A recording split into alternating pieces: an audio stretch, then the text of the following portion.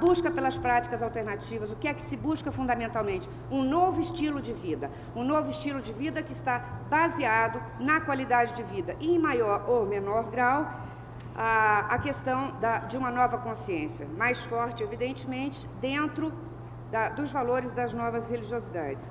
É nesse sentido que o que eu estou fazendo na pesquisa hoje, quer dizer, eu e mais algumas pessoas, que é o caso do Luciano Chagas, que foi a nossa conexão aqui com este encontro.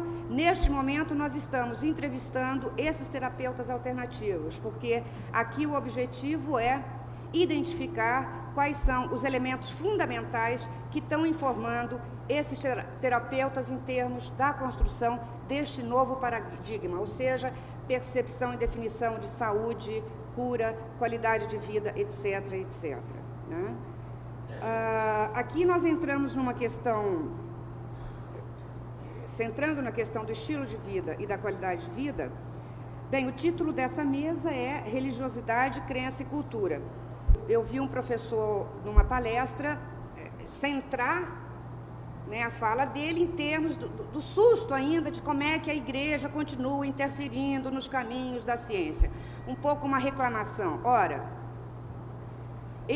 esta separação igreja-estado, igreja as outras esferas da vida é o que se chama em sociologia secularização. O mal é que a sociologia ficou muito presa neste processo.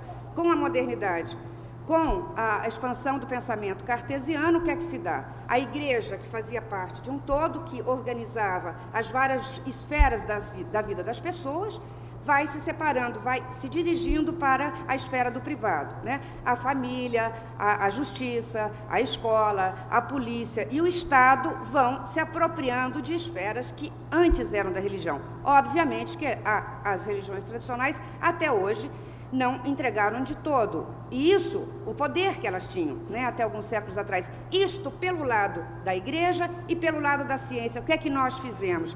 Nós também atribuímos questões fundamentais do cotidiano para a igreja. Então, como é que se faz sociologia? E é o que temos feito durante décadas. Como compreender relações sociais sem incorporar questões como piedade, caridade, compaixão.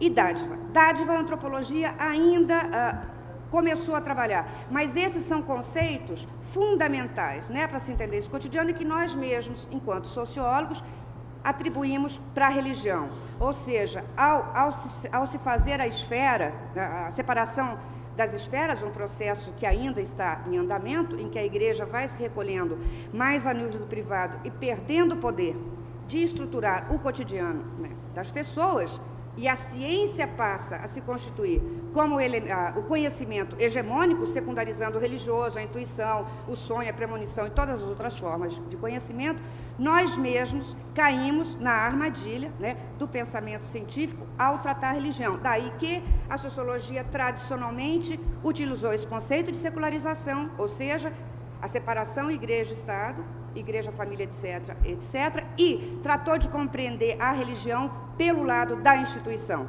Vocês devem conhecer a famosa frase do Marx, né? A religião é o ópio do povo, e, no geral, os sociólogos tendem a denunciar, digamos assim, o caráter repressivo e controlador da instituição religiosa.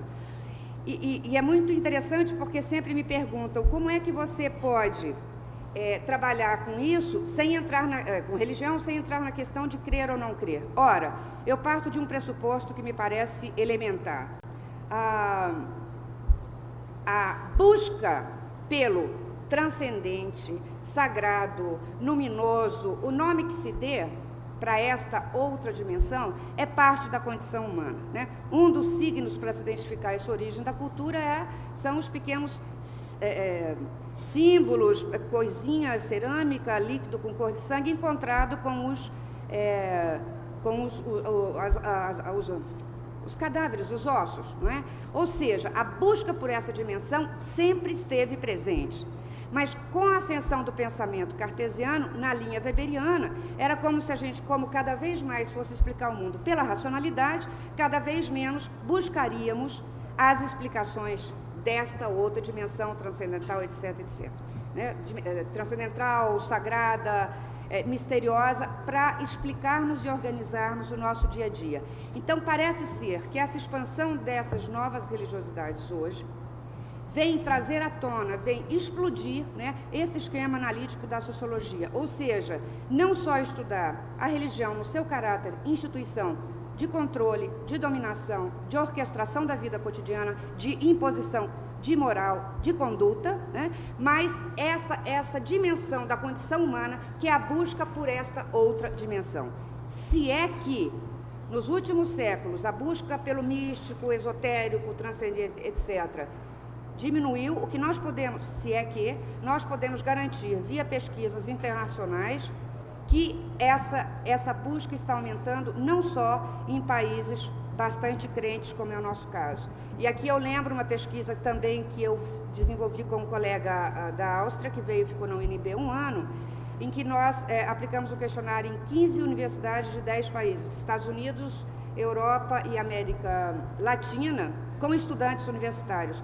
E é impressionante como cresce, né, a procura por práticas não alternativas. Você tem algumas diferenças entre os continentes, né? Nós temos aqui na América Latina muito mais crença em seres da natureza, fadas, duendes, espíritos, etc., do que na Europa. E na Europa, por sua vez, você tem uma militância mais ecológica e uma busca maior, um consumo maior de práticas alternativas. Entretanto, o padrão de consumo das práticas alternativas em cidades metrópoles, como é o caso de Brasília, Medellín, Buenos Aires, se equipara ao primeiro mundo, à Europa. E tem mais um detalhe, em pesquisas internacionais, já com a população em geral, na Europa do Norte, pelo menos, mais ou menos, 30% acredita, no mínimo, na capacidade de previsão de futuro e na influência do signo ou do mapa astral. Eu queria chamar a atenção para um aspecto que, para mim, é fundamental. A experiência mística sempre se deu, nós sabemos, dentro da própria Igreja Católica e em outros sítios, mas foi sempre, ou sobretudo, uma experiência pessoal e dentro da Igreja Católica, permitida, entre aspas, com muita perseguição, alguns dos nossos santos que eram santos, padres, sacerdotes. O que é que nós estamos vivendo? Aí vem o meu olhar positivo com relação à expansão dessas novas religiosidades e junto dessas práticas alternativas. Como nunca nós tivemos na história a possibilidade, de fato, de construirmos a religiosidade por conta própria. Ou seja, até hoje, as religiões, pelo menos nas nossas vivências ocidentais, eram realmente marcadas pela conversão, e você tinha sempre o intermediário com relação a Deus, ou no geral o intermediário, o santo, o padre, o sacerdote, etc, etc. Essa expansão dessas novas religiosidades e dessas práticas místicas esotéricas nos permite um espaço libertário que é fundamental. Só que com um detalhe, a realidade não, já que nós somos cartesianos, a realidade não é mecânica, não pode ser mecanicamente olhada, a gente tem que, no mínimo, tentar perceber o movimento. Então, ontem eu via o mesmo professor da palestra, comentou en passant o quanto a gente percebia que nesse próprio encontro, diferenças, né, um pouco reclamando da intolerância. Aí uma pessoa que era daqui do encontro se levantou rapidamente para dizer, não, venha de fora, porque parece que tem uma reação aí de igrejas tradicionais e tal.